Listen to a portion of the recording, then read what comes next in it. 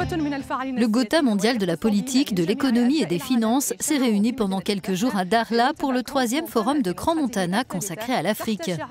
Son thème, vers une nouvelle Afrique du XXIe siècle, stabilité, cohésion et solidarité pour un développement durable.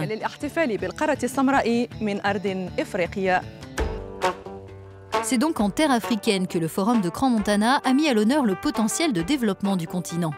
Plus d'1 millier de dirigeants d'entreprises, ONG et représentants de gouvernements du monde entier ont participé à cette plateforme d'échange.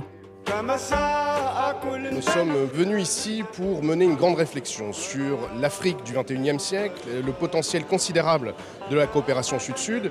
Il est notamment question cette année de sécurité alimentaire, d'agriculture durable, autant de domaines dans lesquels le Maroc a su structurer de véritables filières d'excellence, qu'il a mis au service du développement de ces territoires et qu'il offre en partage dans une vision renouvelée de la coopération internationale basée sur le respect mutuel et les échanges d'égal à égal. L'essor de l'Afrique, que des personnalités diverses sont venues appeler de leurs vœux, passe notamment par une plus grande coopération régionale. Et il y a beaucoup à faire en la matière, d'après le président du Sénat nigérian. 11% du commerce en Afrique se fait entre pays africains. Ce n'est pas assez. Notre objectif, c'est de faire passer ces échanges à un niveau beaucoup plus élevé. C'est vraiment là-dessus que je me concentre et c'est le message que je veux transmettre. La plupart des entreprises reviendraient sur le continent et verraient comment nous pourrions faire plus de commerce au sein de l'Afrique plutôt qu'avec l'Europe ou l'Amérique. Le développement nécessite également une nouvelle agriculture. La ministre marocaine de l'Environnement tient à souligner l'ampleur des défis à relever. De nombreux peuples en Afrique, 4 des pays africains connaissent aujourd'hui la faim, ce qui est honteux à notre siècle, compte tenu des technologies, compte tenu de l'innovation, compte tenu des propositions qui sont faites par les Africains. L'Afrique doit relever les problématiques de l'eau et de l'agriculture.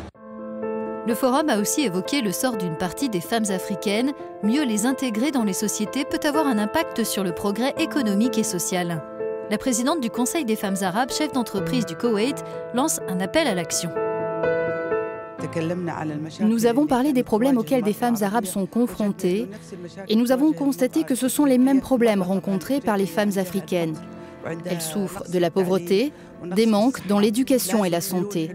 Il faut trouver des solutions de poids pour sauver les femmes africaines de la situation dans laquelle elles vivent, à travers l'éducation et l'investissement dans l'agriculture. La fondation du Forum a distingué des personnalités dont Yahi Bayam Diouf, engagé dans la lutte contre la migration clandestine au Sénégal. Son fils est mort en tentant de rejoindre l'Europe.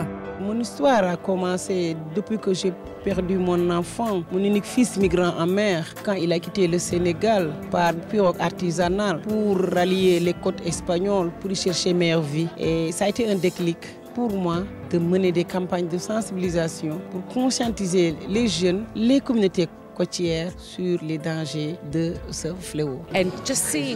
Quand je vois qu'on ferme les portes à nos enfants qui veulent quitter leur pays et aller en Europe ou ailleurs, je voudrais dire à tout le monde, je vous en prie, quand ces gens arrivent dans votre pays, ne leur fermez pas la porte. Parce que vous savez, tout ce qu'il leur faut, c'est une chance de vivre. Ils ne quittent pas leur pays parce qu'ils le veulent. Ils le quittent à cause des conditions de vie sur place.